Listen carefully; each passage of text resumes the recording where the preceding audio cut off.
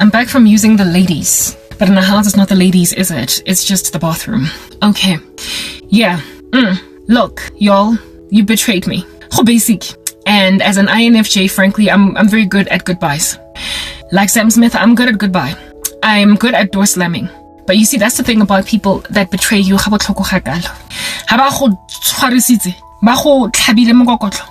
They become possessive because they just cannot stand the prospect of you coming up for air from that. Of career kaofela e felletse. Stop phone. Career kaofela e felletse. Monna kaofela o felletseng.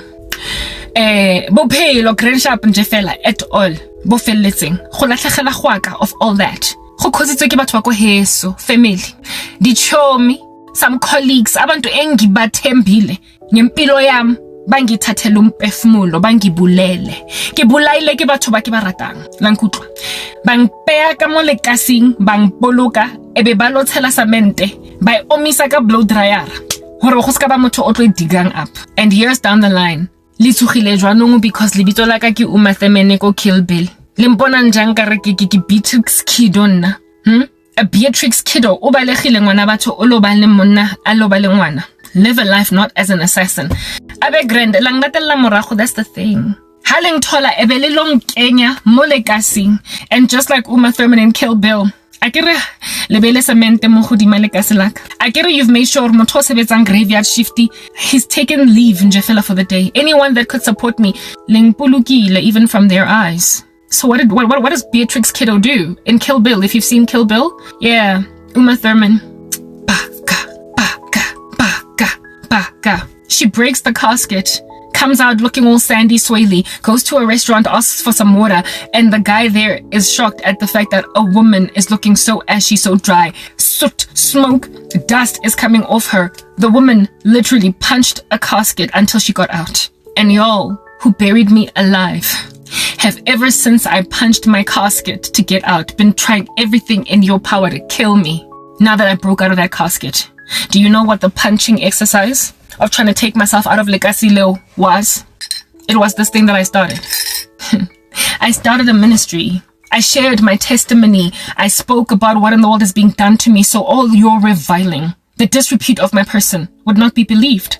That anybody that would ever happen upon my content would realize that Limpuetsa Maka Gepo Emosiving ya 10 years has only become 10 years. Because people don't trust me because of the just initial 6 months of a gap.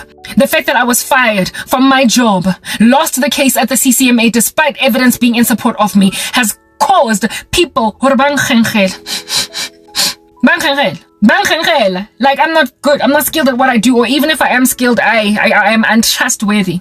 So you caused corporate South Africa to not trust my CV, me. And since I'm not a liar, since I get CV and say or again say this and that and call somebody, since I am not a liar, I'm very transparent, I'm honest, because I belong to God. I don't have the luxury of ukunamanga on a CV just to get my agenda across. I don't have the luxury of misrepresenting information, or what is the word that I am rather looking for?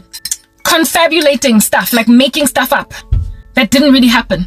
Fabricating evidence, embellishing a couple of facts. I don't have the luxury to do that. God says, you must not bear false witness. Plus, Satan is the one who's the father of lies. We are not to walk in lies.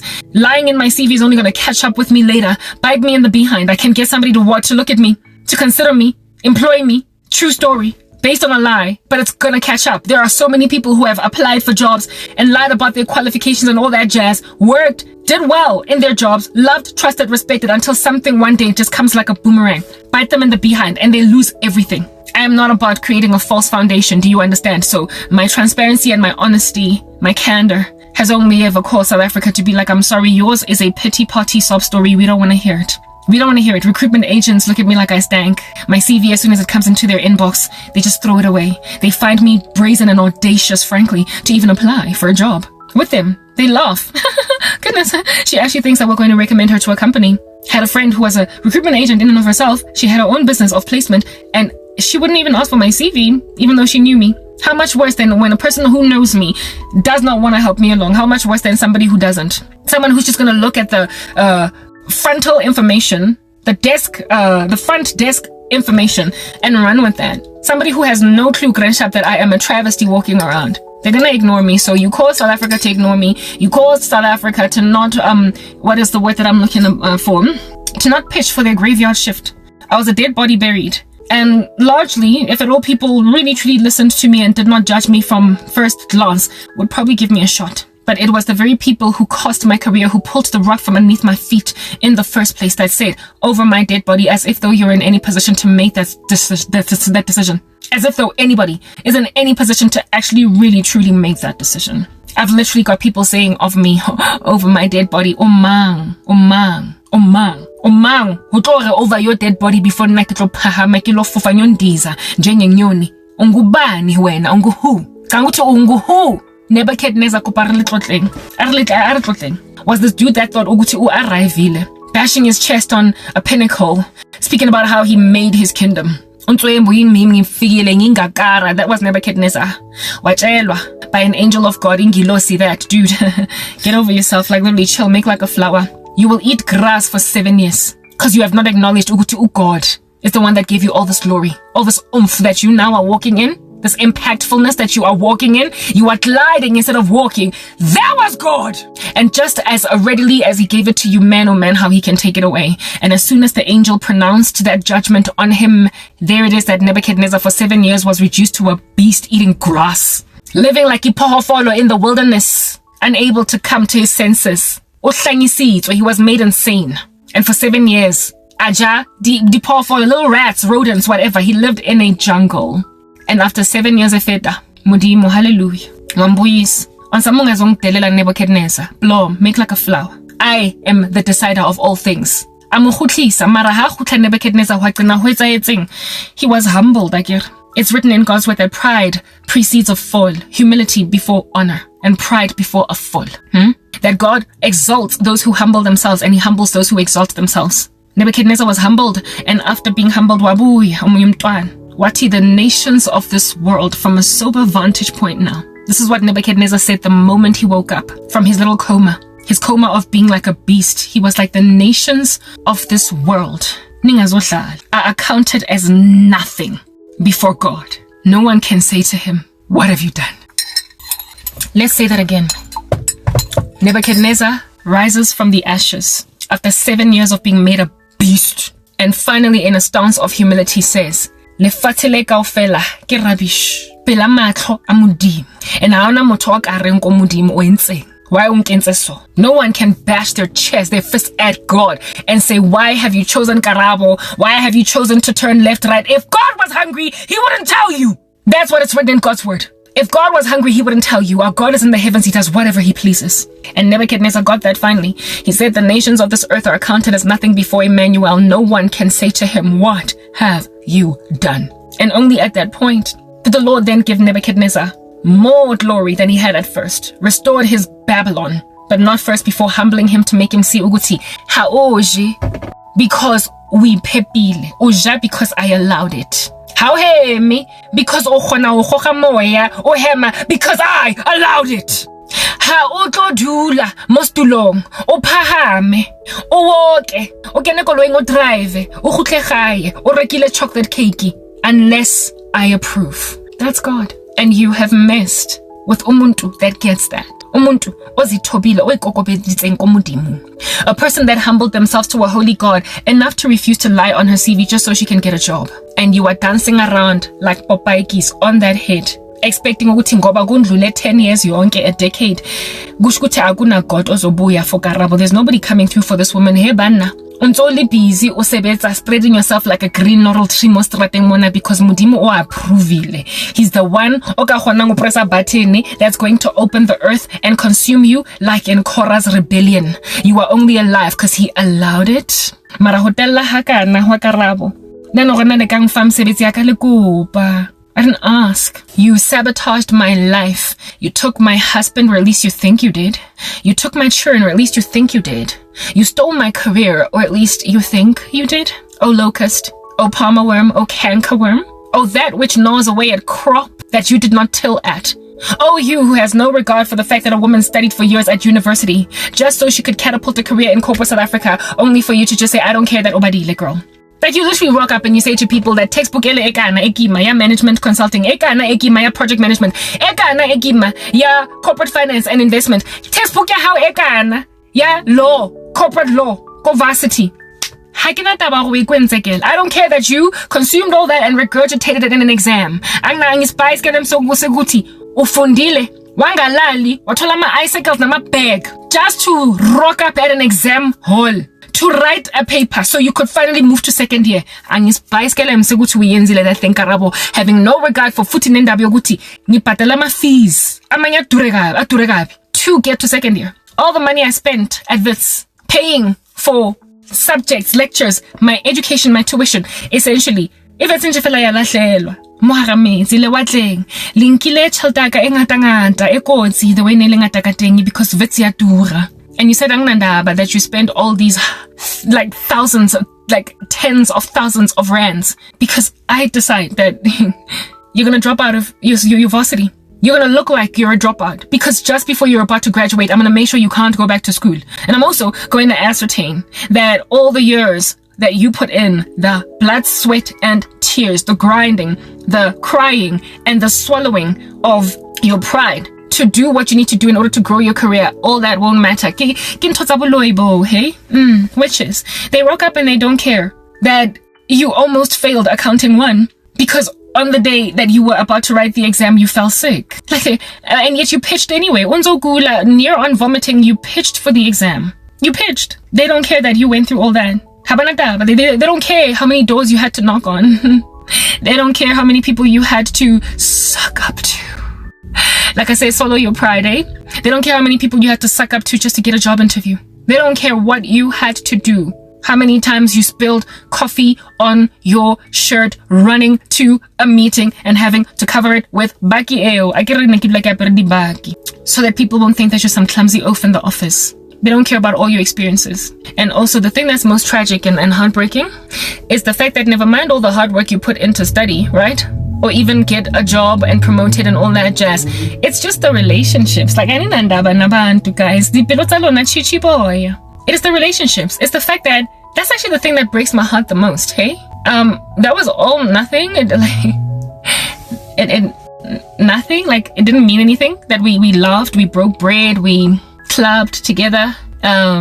So are you telling me, like, seeing as you're so content with my death today, that if I had passed away in a car accident at 23, that, like, my funeral would be scantily attended, or never mind that, it will be attended by people that frankly are like good riddance? Because that's how it feels now. It feels like if I were to die, people would say good riddance. So I wonder if I had passed away while there was still fake around me. If at all I would have been looking from eternity at them at my funeral on some... They're not even really actually truly sad. They're insincere. But I would have gone to hell if I had died any other time before Christ, so I guess I wouldn't have known. But I do believe that saints get to see, Christians, they get to see likely what's going on, like how people react to their death.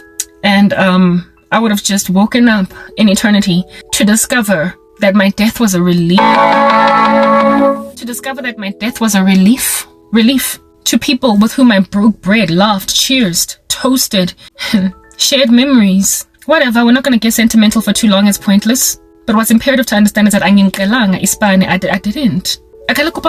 Guys, I didn't. Yeah, okay, so you kicked me out of South Africa, corporate. South Africa, even South Africa at large, and Jeffela as a nation, you kicked me out. You did that. You did. You kicked me out of South Africa, corporate South Africa, and South Africa at large, Nje. You just kicked me out. Okay. I then spent years trying to get back to what I lost. With friends and family members sitting in corporate South Africa. I told you guys about some cousin of mine that worked for a company that there was a season in that organization where there was a mass recruitment drive to populate chairs for business analysts and project managers. And she told my mom about this, and yet not me. She told my mom that her company was on a recruitment drive to get PMs and BAs. I had PM experience, and she just told my mom about that, and the information just never came to me. Like, I was never asked for my CV. These people knew what I used to do for a job. But then again, she was among the people that sabotaged my career in the first place. That's the reason why they stood back and did nothing. Do you see? They stood back and did nothing. They didn't call me when I got suspended. Because, you see, that's the thing. Luna batubileng matekwane. Alwa mixang the JS fluid le manala le nyaupe. How high on the supply of Satan. Mixing stuff into food in a pot, in a cauldron. When then the outworking of your witchcraft starts to happen, you're going to be weird in the way that you respond to it. You're not going to be appropriate. So if your friend suddenly falls off a horse when you did a death spell, you are not going to visit them, you idiot, in hospital. You're not going to visit them when they nearly died. You're not going to visit them in hospital because you tried to kill them. You don't even act in ways so as to conceal ubtagati. Man! You can't even fake it, you idiots! You can't even fake it. And Gwazi, you literally walk in a self-fulfilling prophecy. So the reason why ngingafonelwanga mina, as soon as I got suspended from my job and then fired, the reason why nobody visited me, the reason why nobody helped me move when I was being, not evicted, but when I had to move out of my apartment because I couldn't afford to pay for the rent anymore. The reason why nobody was even trying to call in a favor for me in the company where they work was because y'all made me lose my job. You don't want me. Okay. You sabotaged my career. You sabotaged marriage prospects for me. If you could sabotage it, you sabotaged it. So, I mean, if you have sabotaged somebody to lose their career, and if, again, you're intimidated by them, you're scared of what they can do. Why would you want to call in a favor with the project management boss, with a program manager, or the senior manager in a company that has got a drive for PMs? Why would you want to say, I know somebody, Karabo, she lost her job at MTN a year ago. Please see her. She's actually really good. I can vouch for her. She's like one of my, like, I used to go to varsity with her. I used to ABC. It's not like these idiots did not know who I was. It's not like they were unaware of what I can do. It's not like they were in the blind and the dark altogether, like taken aback by ignorance concerning my skills. They were privy to them, observed them, and so much so were they aware of them that they envied them enough to bewitch me. Of how good they are. She's smarter than you. She's more, efficacious than you. Oh, good. This person is growing, shooting up the ranks because she is good at what she does. Is what caused them to basically refuse to put in a good word for me. Littered across these streets in the corporate sector, go financial services, go telecommunications, ICT, wherever it is that they could have placed me. Training and education, bahanne, guys, bahanne. Because they wanted me destroyed in their face. They tripped me up. So of course you're going to be inappropriate. You're going to be weird. You're going to be the random strange zombie at where husband poison. You're going to be the person that's found clubbing, partying, breaking bread, toasting and cheersing after there's been a multi-car vehicle pileup that killed 3 of your friends. Like literally after the funeral, you were very quick to recover. Very quick to recover. Why? Because that blood sacrificed them. That made sure you're going to gain a boost in your career through. That's what witches are like. Which is why he puts out another is the anyone that fears God la mostra thing. It's written in God's word, and I will repeat myself again and again. Will the Lord find faith on the earth when he returns? Di tswibinkinyana tse tsa ditweba tseng kutlwiseng botlhoko tseng ravasitseng tseng tshutlileng tse insistang gore ke ska phahama hape ke ska hema tse batlang go lo extracta madi a mo mmeleng wa ka ba tseba ntwe ba yentseng, and so they have no vested interest in me being okay. Ba tseba ntwe ba yentseng. That's why they have stood back, been aloof. Baloi ha ba loile o tlo responda to situation in a way esa tshwanelegeng for motho o. If at all ke mme wa teng o tlo a ka se rate motho ngwana hae o tlo latlhegelwa ke everything a ba vele fela aplome a mo shebe a sotla o mo latlhela metsing ra drown a tote hae bane ke khazi ha tlo mo tshwara ke re ka mogalanyana nyana, get well soon. Nothing. Ba vele ba disappear. They perforate in the sky. They disappear like vapor. They pulverize like sand, like rock, like dust. They just disappear in a way that's observably inappropriate. Observably inappropriate. My family has been observably inappropriate in their reaction to my job loss, the loss of my career, because so many of them manala, JS fluent, nyaupe. Some concoction in Jeffela eba saying hi, hard knock, and they're not snapping out of it. Etc. 10 years ago, fela decade defeatile 1, 2, 3, 4, 5, 6, 7, 8, 9, 10. Precisely because how loile. When you look at your witchcraft, when you surveil your sorcery, you are going to inappropriately respond in a way that is observable by humanity. But you know, most people don't intervene. They're just like, hey, black people are uncaring. It's not that black people are uncaring. It's that witches are uncaring, and there's a lot of them in the black community. It's not that we don't have each other's backs. It's that so many of us are doing witchcraft that it looks like we just don't care about each other. Anare, o teng mo mo strateng motho. O tsebang Jesu ka nnete. The way le pitsang bazalwane ka teng. Yar, di twebanyana tse tsa di tswibinki tse tsubileng matekwane. Most of them, and by most I mean literally in the 90th percentile. Running in like the 90th percentile are professing Christians. Ba ipitsa bazalwane. So jaka ga ba ipitsa bazalwane ba ya dikerekeng ka disonta. It ought make you wonder. Bayingakhi labantu la emgaqweni. Engibloma nabo esontweni, sitting with them in the church pew. Fellowshipa nabo, ngibloma nabo at Bible study. They pick me up and drop me off. The woman that first started like picking me up and dropping me, like basically, she picked me up with her husband to take me to church. She was among the first few people to be reached the living daylights out of my marriage prospects. It makes you wonder, hore, ke blomile next to nye ko kerekeng. Ase ntho, ase thoswane nar king. Ase rodent, rat. Ase ikundwani, angplomanga next to umuntu maninto. Ke blomile pelaeng, ke dutse pelaeng kerekeng. Ke atlhametswe ke eng, ke tonetse matlhoke eng ko Bible studying. Because the people who betrayed me like this has seke activity nyana hectic mara ya go bola ga kakang ko dikerekeng ke di Sunday school teacher lang kutla. They serve in the ministry of helps. 2 women I knew from Grace Bible Church. One was a Sunday school teacher, omunye was an usher. Boloi tuka mollo mo strateng tsa chisa. Of course then, girl, you're not gonna have my back when I say I've lost my job. Duh, you caused it. Mara kereke yona yes, like it ha osa itsamaya. Another one was a friend of mine, Lena Nakenako Grisi. She served in the ministry of helps as an intercessor. Kaze uzotandaza hwa tutaka ngaka. And already tongues sa gago zo di rapelang asita diabolos. Is that not what's going on? The Bible says, will the Lord find faith? Will the Lord find, what is this word that I'm looking for? Faith on the earth when he returns. Ke yona ntwe emudima buanga yona ko Revelation hanza chika di gerek. Rebuking di gerek. Hore wena ke go itse you've got a reputation for being alive mara o tlhoka fetse. Ke go itse you are lukewarm. You chill where Satan has his throne. You've tolerated that woman Jezebel. You can't deceive God. Karabo. Gaslighter, long gaslighter, that's why I dosle man. I do not come groveling, crawling. Get on my minas, not entrane. Get marana temban tuse. Na sisters in tuse. Na renailu in tuse. Na pinking tuse. Kitule molena I get a koske boni. Or I don't particularly right. Limpon sister, you gave me years to observe. Utani spice miskelem for what angazi. Mwawenkanguti mesimpintangish. I thought Ornella was so flat. But it all just turned out, Uguti, all that you were a bunch of participants in some giant orgy. Partaking in some debauched activity. Where it is that you imagine that you could get away with murder.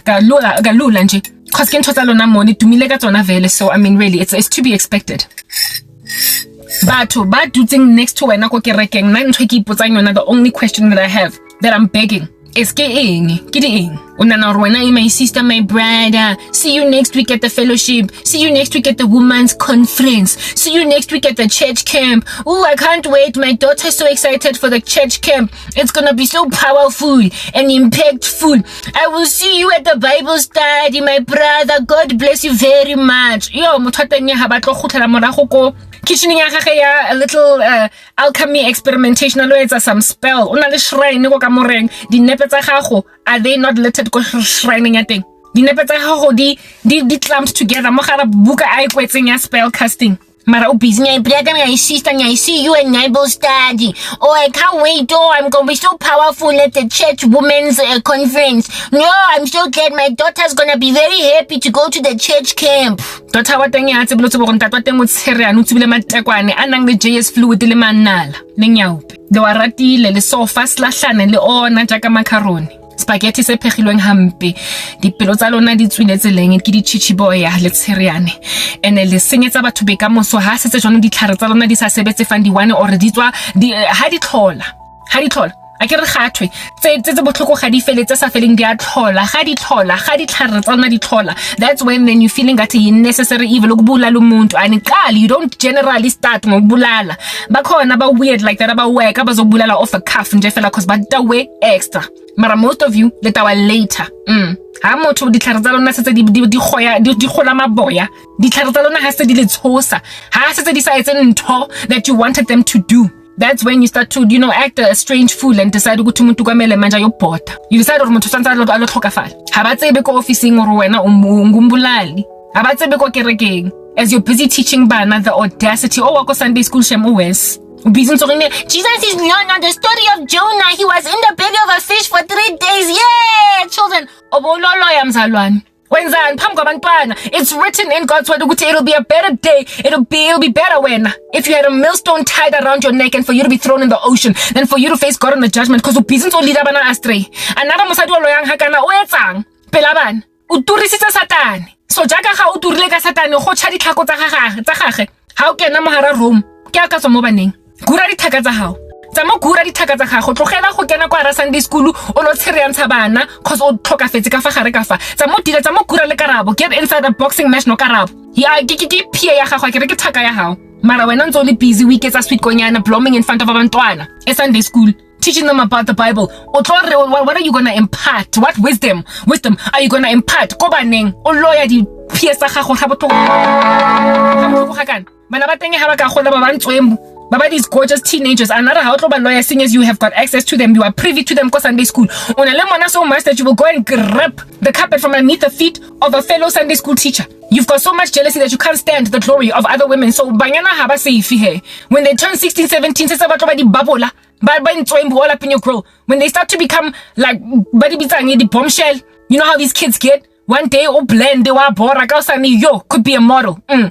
Since the bana ba 16 17 e ba di bombshell o tlo dila jwang o sa khone dila ka the ones who are your peers o ntse o shebane mo matlhong ba o tonnetswe matlo ke bana ba bantle ba pila ba ko Sunday school mara wena o Sunday school teacher elo yang ha o tlo loya bana keng yeah that's why ke re go kerekeng le blomile next to eng le what are you sitting next to in the pew ke mang brother boy brother sister girl ke mang or running youth group there was another dude wa ko Gracie go Grayson Karanje fela baba manufacturer ka re hot cake baba loyang mixed with Christianity and I nearly eldara that was given charge over youth bamenzi elder lo muntu and he was in charge of youth so he was basically like a youth pastor etlo loyang cherry gore emonyale or eskanyala he bathong ke mang o le rutang lentswe la morena Jesu a tshirene ga kana ntse le busy a fofa godima di rofo tsa batho a mo destroy a mo sabotage a batlo fitla a tlo ruta bana how to hold themselves in a bunch. Kanjan. Hey, will the Lord find faith on the earth when you're angin kalanga umsebenzi mina ka lekopa. Ling sabotagitse. Lang singetsa bokamoso. La make sure ha ke phaphame, ha ke hemi. Ke vele nje fela ke lo tota. Ke lo tlhoriswa ke lefatshe le kaofela. Mo ke yang teng ke kopana le di brick wall. It's what you did because ke lena le putting the rug from underneath my feet in the first place. So of course, they stood back and they did nothing precisely because they were mutineers against my life. They participated in the mutiny. They're like ones who like popping pimples on their faces, giving themselves acne scarring. They just can't leave a wound alone. Act appropriately in the midst of their victims. They can't. They will literally act in ways that are bizarre, observably so by the world. And that's what's been going on for 10 years in my life. But with each other. That's not true. It's just sad, however, that so many of them are doing witchcraft, and so umuntu uzolahlekelwa yonke into la emgaqweni in the black community bese yonke i-community umphakathi lona ignore because wonke umuntu la emphakathini uyathakatha ha baqeda ho loya batlo go jeba nje fela ba go tonnele matlho ntse o sotlwa ke ditlhare tsa teng. All they are looking at is a traceability matrix. Ba batla go compare boloyi le ntho e tsagalang go bophelong ba gago. So when motho o tlo corruptang career ya gago ka witchcraft, when a person comes against your career with witchcraft, when you then suddenly get suspended from your job, strangely that best friend of yours is not going to call you saying, but girl, that is unfortunate. Why ba khwetsa sona my girl mara? Ai batho ba bana maitseo. O ka se thole comfort from the people that you trusted the most. Akazo kufonela lo muntu. Batlonne ba go sheba nje fela o fader into the background or no mara why dinewo asina taba le nna angchaketse nna the other day hane ke tswa sepetleleng.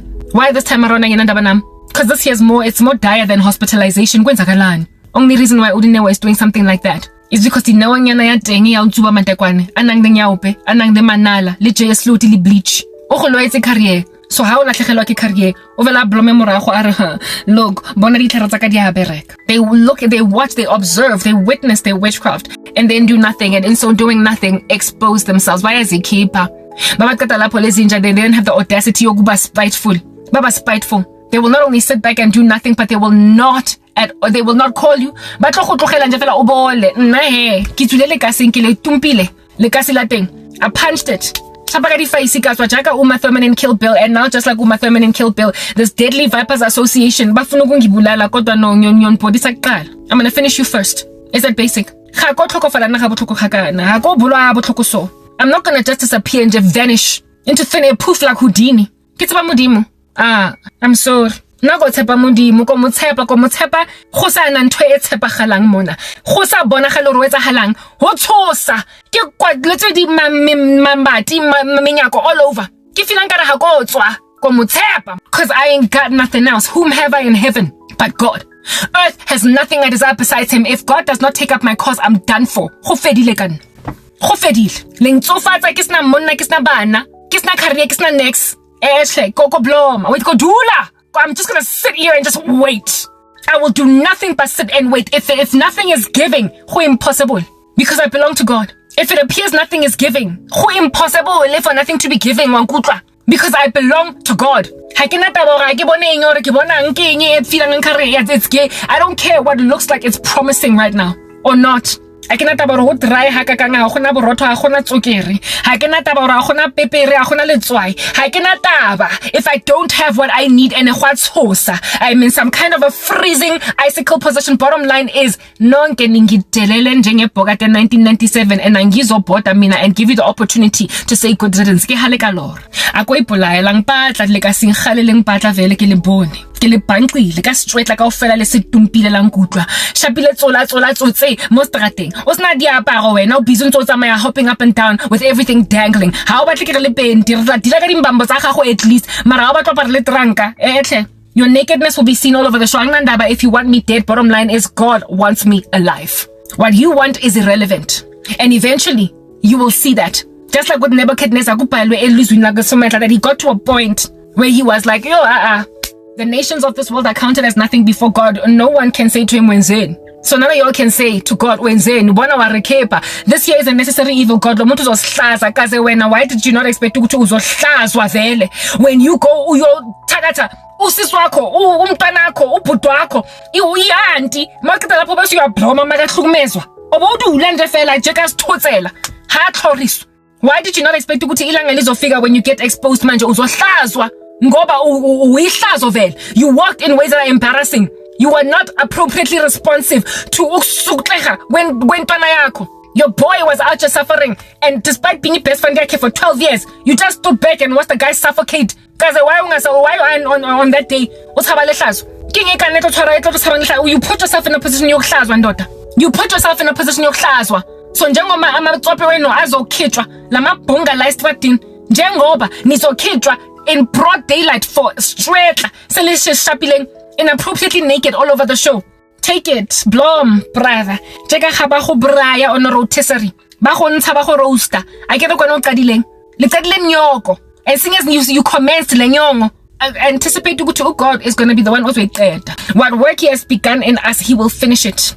Linkenze artist lankutla langpeya di mazaza a fake most fatlhegong because le hanno rena ke lo ba suit. You refused that I should be a suit in corporate South Africa. Le hanne la re Karabo o ska tlo re bora wena ka bo hoto ba gago bo blomineng ka kwae le jazz le baki ko officing ga rena taba wena le di chiffon scarf za gago le perfume ya Chanel. Bottom line is nna jaka soccer ball get go gorag lang rag ha qeta ng raga beletswa monna la tlogela di jara la nkutla di fete mo strateng ntse di matha kana nka re ke di bere. And then I got to a point where I was like, namudimo, it appears, it looks ingati, lana. I'm never gonna go back to corporate South Africa. I got to a point where minanga amgela, a lot that God gave me. Ni amgile. I accepted it. Ni amgele. I accepted it. Ke amogetse taba hore nka se sebetse VF go corporate South Africa go fedile.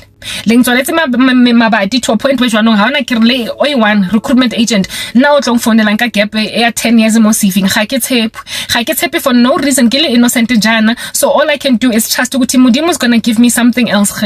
I ke tsebe eng mara o mpha yona le ka se tlo tshirena bo tlhoko gakana and expect gore modimo ga lo dila ka lena bathong. Naive. You in these streets about that naivete business. You literally all about that naivete business. You are literally naive to think ukuthi God uzongishiya nje mina ngibone on the side of the street ke tlogetswe nje fela hore ke sotlege. Naive. I need the bathroom. I need to brush my teeth because I hate leleme coffee. And I need to also pee, all that jazz. Ke lo tlhatswa sejana yana, say 2, say 3. Let me go and do that and then finish this message. Yeah, okay. I'm now wearing a jacket nyana because it's kind of warm. And I'm walking outside. Do I really want to be walking, or can I just sit down and talk and finish the discussion? Bottom line is, okay, I have to be slightly quiet. Azanka kupa anybody, a job. I'm not comfortable with being here because I don't want to be close to Mujarate. Plus, the ground smells like manure because it's almost spring. I don't want to be near fecal matter. Anyway, let me just carry on talking. My cat is probably going to follow me where it is that I don't want it to follow me. Azanka kopa mutu musebetsing na. I didn't. I did at some point, but then I stopped. I stopped asking why, because I saw that I made what would be the tantamount of a conclusive observation concerning what God is likely doing with this whole thing. I could not be sure 100% that that's what he was doing, but I could only speculate. If at all, I tried and tried and tried, like no man's business, to get back into corporate South Africa, to no avail. For years, with God allowing an ever-stretching, yawning, expanding gap in my CV to continue to grow and grow and grow, then it must only mean one thing. I can't say that God called me out of corporate South Africa. There are many Christians that claim that God called them to quit their jobs, or God called them to start businesses, or God told them to move to this state, this city, this country, this village. There are plenty of Christians on the internet that claim to have had this experience from God. They claim to have, let me put this up, it's Wendy, okay? There are many Christians that claim to have had an experience where it is that God called them to leave corporate or to whatever, I don't know, okay? And I don't discount their testimonies. I'm not in their shoes, in their belts. I'm not that person that despises prophesying or says that everybody that is out here claiming to have heard from God couldn't have. I'm not that girl. I might be a Calvinist, into Reformed theology. I might be very academic in terms of how I approach the gospel, but I'm also very spiritual, and I'm also I don't write off spiritual experiences of people.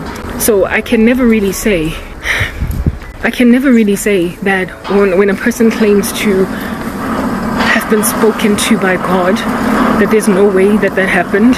I'm not that girl, right? But I personally can't say with any level of certainty that God ever called me to quit my job in order to basically pursue whatever. One thing that is certain is that when I was newly saved, I asked the Lord to give me direction in terms of purpose. I was working a successful career, but I did not have the job satisfaction. I was working hard in what I thought was the thing that I was supposed to do, and it bore fruit for me, but I didn't have job satisfaction. I was always on edge and unhappy, feeling like maybe I should have chosen a different career. I was never truly happy. So I did go to God and I said to him, Lord, please give me the career that is going to make me happy. Give me a job that is going to make me happy. You know that saying, I think it might be Wendy. If it is, please forgive me. Do what you love and you will never have to work a day. It smells like so much like poop, like manure. They've manured the lawn because it's almost spring. Can't stand the smell, but anyway, I just felt like if I told you, you would smell it too, so we're in it together in spirit. Anyway, whatever. I did take it to God that I was not entirely satisfied, but I would never have quit my job. Even when I was studying at varsity, I wasn't happy with it. I felt like I had missed my calling. What I was supposed to really truly do, I just wasn't doing it, but I didn't know what it was. When I was in high school, I loved biology and I loved chemistry, and so therefore biochemistry was literally a job that was just sitting very strongly on my heart. But I did not want to work a job where I would have to wear a lab coat and like experiment on things that may or may not be ethical, etc. Never mind that medicine was also another perspective for a career that I could work out medicine, right? But I shouldn't have left my power bank, because I have a power bank and now I'm sitting on 15% and I want to be able to talk. Okay, let's just walk back and get the power bank and then walk back out again. But the sun is setting, so I don't know how this is gonna ultimately operate. Medicine was another place where I would have wanted to work. Essentially anything that involved either human anatomy, human biology, or the helping of people. Pathology, I don't know, making medicines, I really was interested in those sciences. But with medicine, I did not go out like that because blood, gore, I'm scared. Never mind scared, but scared is not the word. It is emotional. Like I wouldn't be able to just deal with that level of human suffering and just take it in my stride. So medicine was definitely not an option for those reasons. So I then pursued like a commerce track at university. I pursued become law. I did like law a lot, but you see, all the things that I liked sort of kind of did not work out for me, because I had to drop out of school after second year, go Wits, because my mom wasn't paying my fees, and they did not offer law, the whole LLB suite. They didn't offer it part-time, so I had to abandon law because I mixed law with my undergrad studies. It was initially going to be a BA law, then it would have become a BCom law, but then I couldn't do BCom law because of the fact that part-time, I don't know if it's ever changed. I don't know if it's ever since then changed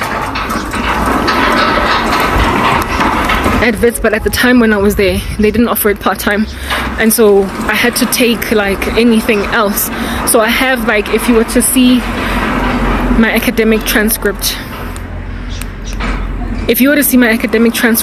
Yakovitz, there's just so many subjects, like so many changes, like so many things that I was just fluidly moving between left and right without really settling anywhere. And that was because I was never really truly settled in the choice of academic path that I would take. I was never really truly settled in that space, neither career. And how it is that my career even started was by happenstance, because I was intending to get my degree and then apply, of course, for a graduate program in corporate, but I had to drop out before I was done. So I started in the call center, and I always hated my jobs. I always hated them, and ultimately I gained some kind of a professional strength, but I was still not in the right place. My last job, I was a program/project manager, and I was doing well. I was earning a decent salary. I would only go from strength to strength from there, but I was still hugely unsatisfied. I was still very, very, very largely unhappy in that space. I actually want to walk a little bit faster so I can get to the power bank sooner rather than later. So I struggled with the I struggled with the prospect of staying in project management for the rest of my days. I really could not stand it. Stand is a very strong word, but my biggest challenges with project management were, hi Queen Cat, issue C. Now you found me and you're gonna want to insist on traveling with me to wherever I go. Hi Queen Cat, say hi. My biggest challenge with project management was that you could never really specialize in project management, and that was always a thing for me. I'm such an academic, and I'm so studious, and I love to be a subject matter expert in whatever field I am in. Biochemistry was going to award me that opportunity, medicine was going to award me that opportunity, and law, if I had finished it at Wits, was going to award me that opportunity to be a specialist in human rights law in particular, was what I wanted, right? My dad was a lawyer. Let me just get my power bank, get my makeup.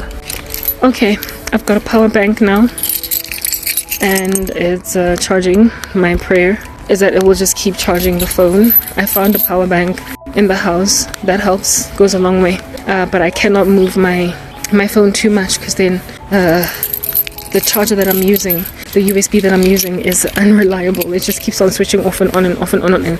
Anyway, whatever. I was talking about how it is that law, right, was I wanted to do human rights law, or maybe even corporate law, but largely human rights, because that was what was basically anything. I wanted a humanitarian career, okay, a job that involved service of humanity. That's just something that's always been sitting on my heart ever since I was a kid.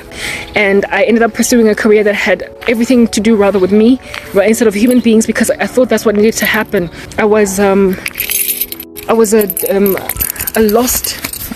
This thing just keeps on dropping the ball on me, and my prayers that it's just gonna stop dropping the ball. I was a lost sinner, okay, and I just ran with what the world imagines is what we need to do with our lives, instead of what was really, really sitting on my heart. So I ignored my call, if you want to call it that. From the time I was a kid, I ignored that I longed to be in a humanitarian profession, which is why law was attractive to me. I wanted, the kind of law that I wanted to do was human rights. Wind, so much wind. It's just going to be such a disturbance of my peace. I don't even know if I should be going outside at this point, like if I should insist on it or what. But I'll go out anyway. Sorry, what I'm doing there is just checking to see what my battery's looking like. What do you mean? This thing should be charging. Ish, man. You know what? I need a lot more peace. Like this power bank. Here it is over here. I found it. I found a power bank in the house, and it is a precious blessing, because it means I don't have to keep charging my phone like over and over and over and over again. And then like waiting while I'm recording. But today is kind of windy. Not kinda, it's actually really windy. And because of how windy it is, I don't know if I should be out here. But anyway, I enjoy walking on the street because I barely ever go out. And this is a nice opportunity for me to take a walk, especially considering I haven't been exercising. So anyway, whatever. I wanted to do human rights law because I wanted some kind of a humanitarian job. That's why I wanted to do biochemistry. That's why I considered medicine, but then I didn't go out like that, because medicine would have been too taxing for me emotionally to deal with human suffering. I needed to be able to help people from a vantage point where I didn't have to deal with too much human suffering. But as a kid, I ignored that yearning, that calling, because I was just a sinner. I was in the world and I didn't follow my passion. I just followed what made sense. I was smart, so I had a plethora of options at my disposal, and so I just chose become whatever. At some point I thought I was going to get into finance. At some point I was, so if you were to look at my academic transcript at Wits, oh my goodness, like there's just so many things I've done, so many subjects that I took in 1 year and then didn't take it to second year, didn't take it to third year, because of the fact that I could never make a decision. I could never be certain, because I was not studying what I wanted to study. When I was before I had to drop out, right, I had done psychology at Wits, and I enjoyed it so much. Like, there are a few things in my life that I enjoyed to a point where I just felt like, ooh, this is it. Like, I could totally go out like that. But I didn't carry on with psychology because I did not want a career as a psychologist. I knew that that's not what I wanted. I knew that that's not what would ultimately work for me. But somehow, because it was so involved in human service, like service to people, okay, this power bank, the problem is not the power bank, it's the actual charger. The USB is problematic, it's faulty, so it's not giving me grief. It keeps on falling off from its charging state, and now that's what I'm focusing on. That's what I'm concentrating on. Okay, I knew that I wanted to do something that had to do with helping people, but once I went back to Wits, once I took myself back to school after being forced to drop out, I just ditched the psychology. I didn't finish it to the end because I didn't want to be a shrink. It felt right, but it didn't. It's like there was something missing. Like it wasn't the full thing. And you know how I like to say that psychology, I don't write it off, because psychologists, I see them as misguided or unsung theists. They ignore God altogether, but they somehow largely diagnose what in the world is wrong with the earth in an accurate capacity, but they don't get to the full nth degree of explaining things because they completely ignore God. So that, even though I was not yet born again, it was something I just kind of inherently knew. That's why I was drawn to psychology, because it was diagnosing the human condition. But I couldn't finish it because it was not quite finishing. It was not the full story. It was part of the story. Okay, yeah, that's what's good. So that's why I didn't carry on doing psychology part-time. When I took myself back to school, I was just like, I'm going to study what it is that's going to make me the most money. So I went into a BCom track. I was probably going to end up with a corporate finance and investments degree. I was going to go into finance because I could not do a BCom law. I was going to study a financial degree. I was going to finish a financial degree because I thought that that's what was going to make me money. But I was never happy. I did not enjoy myself at lectures. I did nothing. And then also on the job, go MTN, where I was working, I was a project manager, and I couldn't, I struggled with job satisfaction. All right, I'm sorry if I keep on sniffing and whatnot. I should have grabbed tissue, but my nose is kind of runny. Yeah, okay, cool. With the lack of job satisfaction at MTN, that was also because of the subject matter, okay, expertise. I could never be an SME. Like, I've always had a thing about being really good at something and be a subject matter expertise. And project management is just so general. It was just so general. It's like you are coordinating or managing, consolidating and controlling and monitoring what other people are doing. When I was a project manager, I was always so covetous of the depth of knowledge of developers.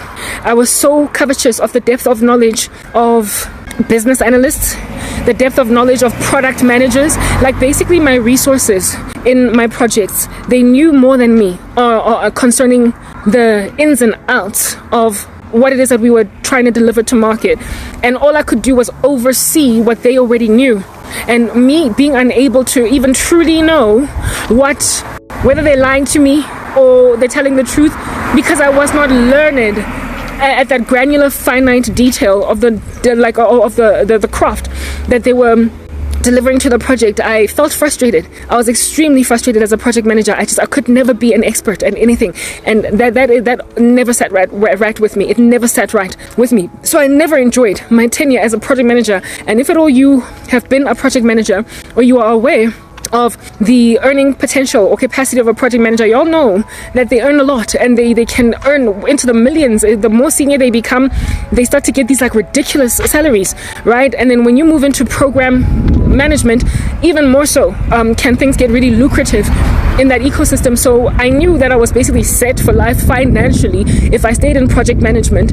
Even if I became a project manager for the rest of my career, I would only just go from strength to strength, because it's literally entirely possible for a project manager to earn 3 million rands a year. It can happen, okay? So I knew that project management was the right space financially. It made sense, but I was unhappy. And like I said, I can't really say that it was fluffy, but it was just not SME sufficient, okay? It was not strong enough a career in terms of knowledge for me. I felt frustrated. I feel like you can understand if you're a project manager and you're not the kind of project manager that has once before been a BA. Like, if you were not before a business analyst, and if you were not before a coder, like a developer, if you were not before a product specialist, but you just dived straight into project management before you became a specialist, it will be so frustrating. So I believe that the most happy project managers are likely those that were coders before, that were BAs before, that were project or segment. Yeah, you get my point. So people who at some point were specializing and then moved over to oversight. Those are the only happy project managers. The others, the ones that are like me, who were brought into a field to oversee from the get-go without you actually having gone through an IT degree or a business analysis course or whatever, software development or a conceptual solution designer career first. If you haven't done the dirt, if you haven't done the time and gotten your hands dirty first before you became a project manager, it becomes very frustrating. Your lack of knowledge, your lack of understanding, unless you're one of those people that are happy to basically just oversee and not know what really is truly happening on the ground. with any level of expertise, but I was never that thing. I've always been a sucker for knowledge. I've always been a sucker for academic inquisition, and it was just frustrating for me. I felt like I was just fluffy, and so I had no job satisfaction. I had no job satisfaction. If anything, in my earlier career, like shortly after getting my certificate at Liberty Life, right, I became a claims consultant for Telesure Group Services. It was not a senior job, even in the slightest. It was quite junior, actually. It was in the call center, and I was a claims consultant. I loved that job. I loved it. Why did I love the job of being a claims consultant? Because I was not only an expert, and knowledgeable in my job, but I was helping people. They'd been in accidents. They had lost furniture, right? People had broken into their houses. People had stolen their cars. They'd been in car accidents. They had what do you call this? Basically, the kind of stuff that you would need. The kind of stuff that you would need. The kind of stuff that you would experience when you call an insurance company. The person who helps you get your case sorted from beginning to end, that enables you to be recovered to your furniture and your car if it has been stolen and all that jazz. I was that thing, and it was just so satisfying. It was so satisfying. The salary sucked. I did not earn much, but I loved my job. I really loved my job as a claims consultant, and nothing really compared ever since then. And it was such a junior position. It was such a lowly job. Well, it was senior in the area where we used to work, in this in the services space within the company that we worked. We were the most senior, but it was still quite junior just in terms of overall level in your career. I was very happy as a claims consultant, but I did not have enough money, and so I kept moving, and then I moved on to Nedbank, etc. The next job that I really enjoyed, but not enough, was when I was a trainer at Nedbank, right? I used to train staff on their jobs. Like if you were going to be a teller, I would train you. If you were going to be an inquiries clerk, I would train you. If you were going to be a banker, I would train you. Basically, we used to train for the branches, and I enjoyed that job because it gave me leg room to innovate methods of training, to perhaps recommend new processes, coupled with the fact that, people. I loved the people, the delegates, the people who would come in for the classes, the training. I not only traveled to where they were at, to other provinces. We used to travel all across South Africa to go and train type thing, but sometimes they would come to us where it is that we were at in Hatfield, Pretoria, and I enjoyed it because the delegates, they made all the difference. The delegates, as in the trainees, the people who were there for the training, they made all the difference. They made me feel like I was making such a big difference. The way that kids love their teachers, like they were just so loving, and I was able to impart knowledge to them in a way that they observably appreciated. They observably appreciated it, and it really touched me. It touched my heart for me to be able to inspire people, to train them and to improve them in whatever it is that they're doing. It made a huge difference to my day. I really enjoyed it, but I was troubled. My boss sucked, and not only did my boss suck, but I also was so far away from home. Sometimes I missed home because I would sometimes travel away from Johannesburg. My boyfriend was just a rando. I was actually living with him, and he would pull stunts, and so that made me sad sometimes, coupled with also the fact that my education, like I was studying part-time at Wits and traveling across South Africa. Sometimes I couldn't go to lectures. It really hindered my progress academically and made me acquiring my degree even slower than it already was because I was part-time. And so those things were challenging, and that's what made me accept moving on to project management at Gijima. And that was pretty much the last time I ever enjoyed any job. Ever. So project management gave me a massive springboard financially and in terms of a career trajectory, but it also entered me into just a bland, mundane, day-to-day, I'm doing the modes, I'm earning a good salary, but really I'm not happy type thing. It was the beginning of the end of job satisfaction for me. Project management was the beginning of the end of job satisfaction. I hated it from the very get-go, but I kept on striving in it. Why? Because it was financially viable. It was financially viable, and it would definitely catapult me into a very, very successful future one day. The best job I ever had was a lowly one in a call center where I was a claims consultant, followed by the Nedbank training job. After that, I never really was ever happy again in a career type establishment thing. And I just took it, man. I just took it. I just took those blows. I'd been ignoring my call, or I'd been ignoring my yearning for service of humanity, essentially. I'd been ignoring it from the very get-go. And then I got born again. I got saved. All right, Jesus gave me redemption. And when then I got born again, that's when I started to be real with myself. I got honest with myself. I discovered that this world, there's more to it than meets the eye. It doesn't all just end with career, make money, and go into whatever profession is going to make you the most amount of money. Because that's probably what was inspiring my decisions. Even moving over from a job that I generally largely loved at Nedbank, where I was a trainer, to to be a project manager for Gijima. It was a financial decision. It was more financial, but it was financial, but it also was inspired by the fact that I couldn't study properly. My boss was kind of mean-spirited. She had issues with me that didn't make sense. She was she was duplicitous, okay? One person on one side and another person on another. And I had to rely on the praise and the love of my delegates and other observers of my training to be respected in that profession, because she was setting me up for failure. But people loved me so much when I was a trainer that she could not, with any level of believability, actually downsize me. Like, she could not, with any level of believability, underscore me. Yeah, but the fact that she had it in for me, and she also was not supportive of my education, and I was very, very big on academics. So those were some of the factors that contributed to why I left Nedbank. But also largely, project management was just so promising. It promised me a wealthy life. It promised me money. It promised me a house, a 3-bedroomed house by the before I turned like 25, 27. It just gave me what it is that I thought I needed. It gave me money. It gave me money. Project management gave me money. It gave me money. And that literally, the Bible says the love of money is the root of all kinds of evil, and many who have wandered after it have pierced themselves with many pains. Project management gave me pains.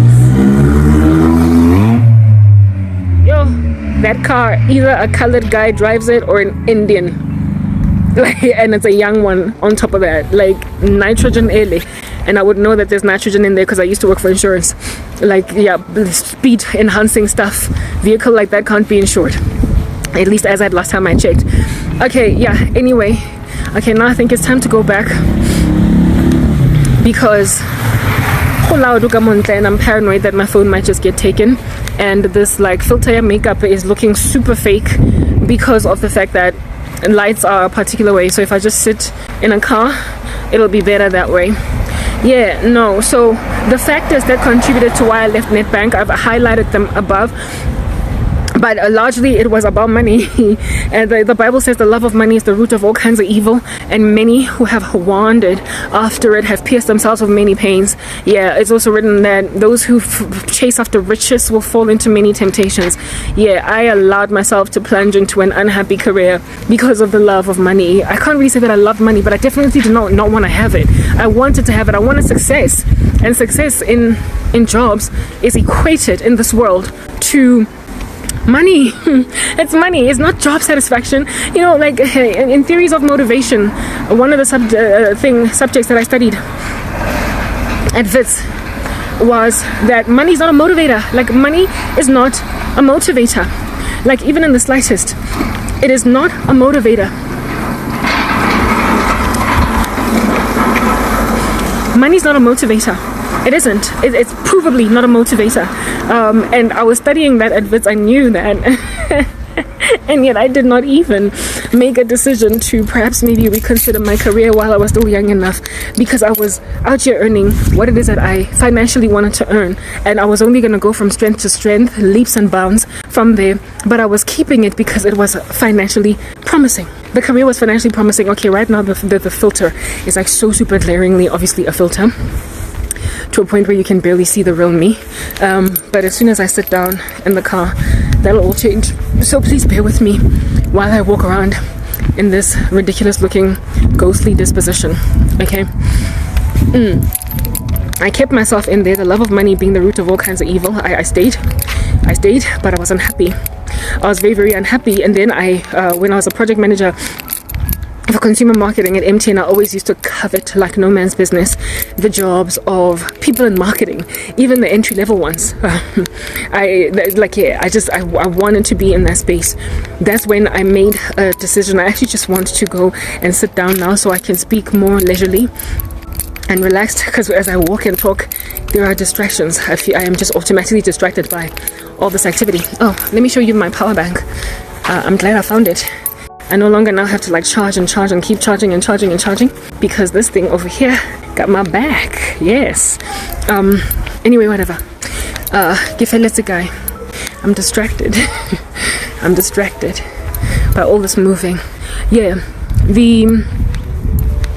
Where was I, man? Come on, I need to find my bearings. Yes, when I was working as a consumer marketing project manager at MTN, my resources on my projects were, of course, developers, people in IT and IS, but largely it was people from marketing. My cat stayed home. Good. Didn't follow me outside. You're getting smarter, crank cat. Okay. But I think more than anything, my cat is scared of that other black cat that keeps on scratching her eyeballs out. It's problematic. Okay, guys, I've arrived at my car. And again, I need to use the ladies. So let me go. Okay, this filter is like totally ridiculous now. Let me use the bathroom and come back and finish the story.